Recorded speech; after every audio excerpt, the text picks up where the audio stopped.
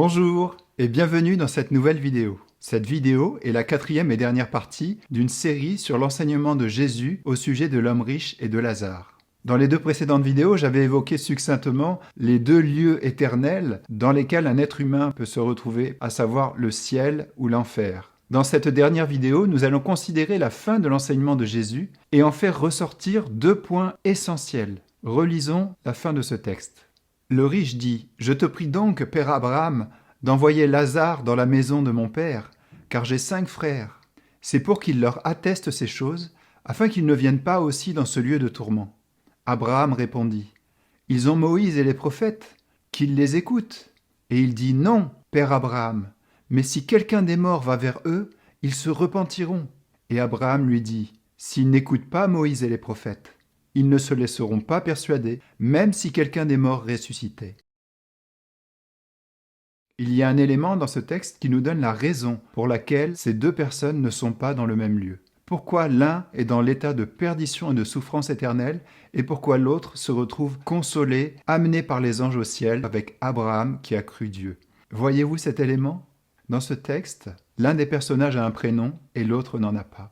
Lorsque vous appelez quelqu'un par son prénom, c'est que vous le connaissez, c'est qu'il y a une relation avec cette personne. Eh bien ici, nous voyons que Lazare est appelé par son prénom, il est donc connu, et l'autre personnage, pendant toute l'histoire, reste appelé l'homme riche ou le riche. Il est inconnu. Et ceci, c'est la grande raison du fait qu'il se retrouve dans deux lieux si différents. En effet, Jésus-Christ a déclaré « La vie éternelle, c'est qu'ils te connaissent, toi, le seul vrai Dieu, et celui que tu as envoyé, Jésus-Christ. » La seule raison qui fait que Lazare va au ciel, c'est qu'il connaissait Dieu. Le riche est toujours resté à l'extérieur, il ne connaît pas Dieu, et dans l'éternité, il reste un inconnu pour Dieu.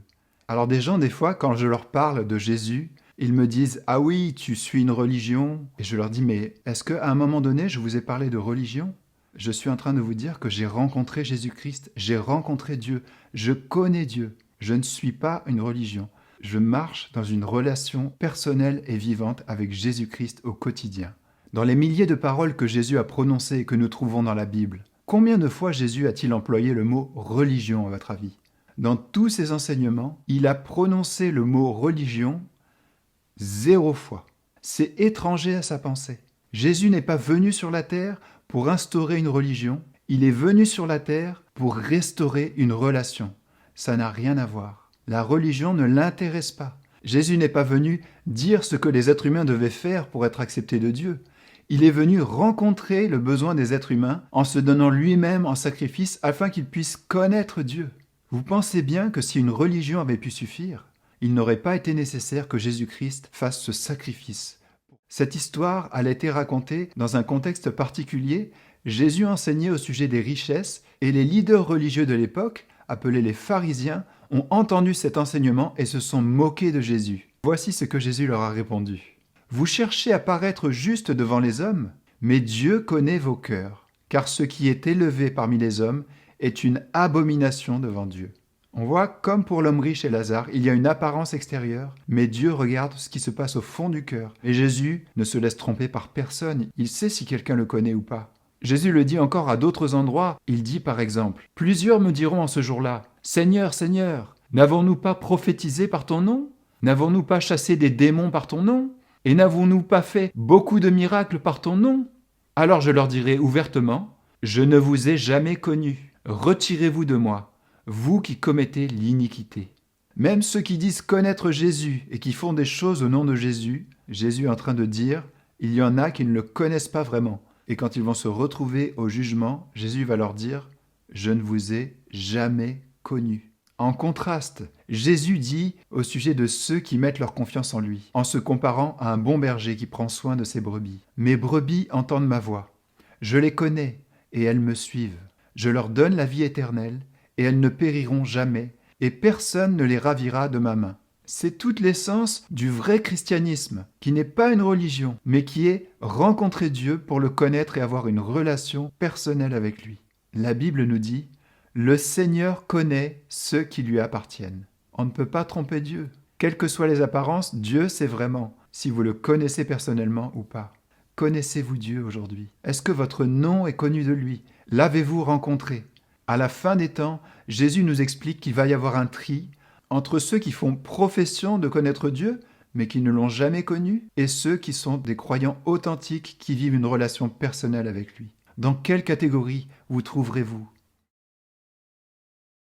Le second point que nous allons regarder, et qui se trouve aussi dans ce texte, c'est la raison pour laquelle Lazare est connu de Dieu et pour laquelle l'homme riche n'est pas connu de Dieu. Comment on connaît Dieu ? En mettant notre confiance en Jésus-Christ. C'est Jésus-Christ qui a fait l'œuvre qui nous sauve et qui nous permet d'entrer dans cette connaissance personnelle de Dieu. Il faut croire dans ce qu'il a accompli pour nous à la croix, qu'il a pris les péchés sur lui, qu'il a pris notre jugement, notre injustice, il est mort pour nos péchés, il est ressuscité.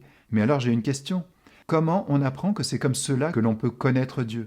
Je l'ai découvert en lisant la Bible. La Bible, elle est à notre disposition pour connaître des choses que nous ne pourrions pas découvrir par notre intelligence ou par quelque autre moyen. C'est un don de Dieu pour nous. Alors dans le texte, nous trouvons l'explication pour l'homme riche. Abraham lui parle de Moïse et les prophètes. Moïse et les prophètes désignent l'ensemble de la Bible connue à l'époque. Mais quelle est la réaction de l'homme riche lorsque Lazare lui parle des Écritures ? Non.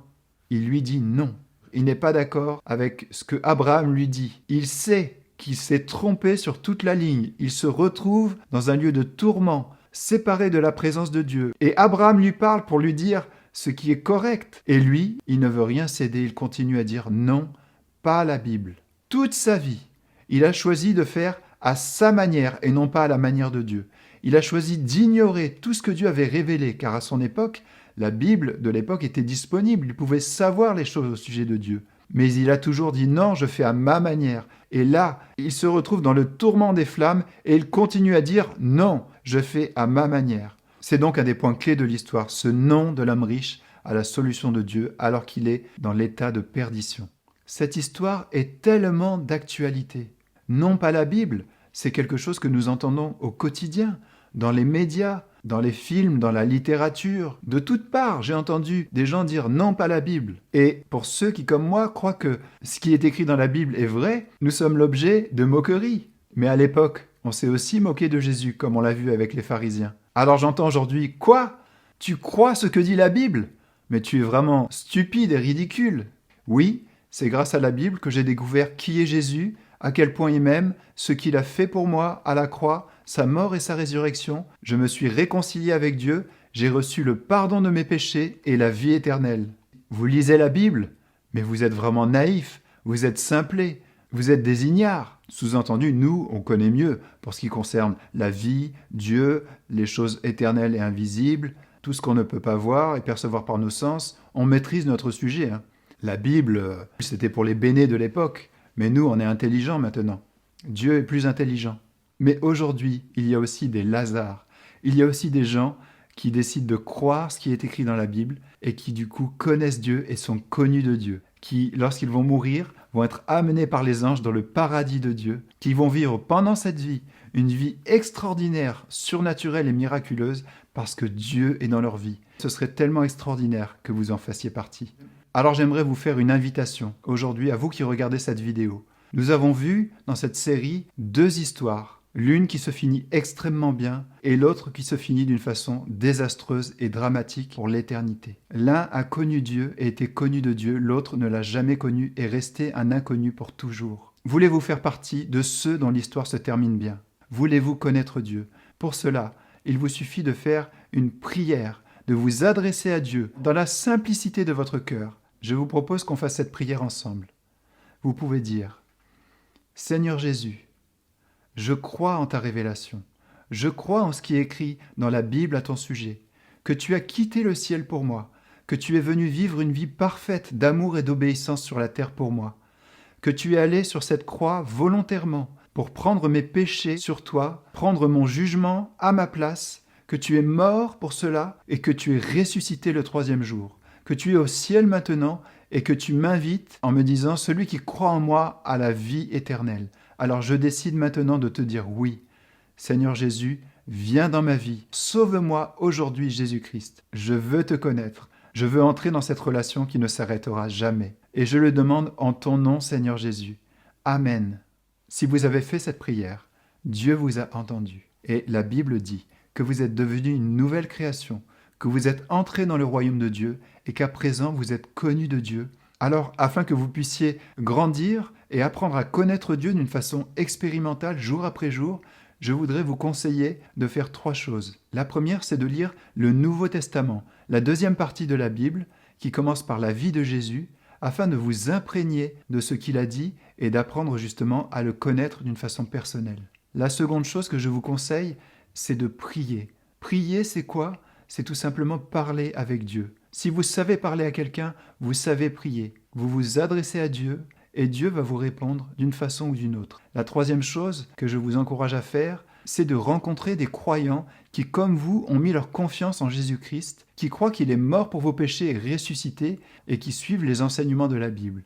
Enfin, j'aimerais vous proposer de partager votre décision à quelqu'un pour qu'il puisse savoir que c'est possible de rencontrer Dieu. Vous pouvez aussi partager cette vidéo à quelqu'un qui aurait besoin de la regarder. Je vous souhaite une magnifique journée dans l'amour, dans la grâce et dans la paix du Seigneur Jésus.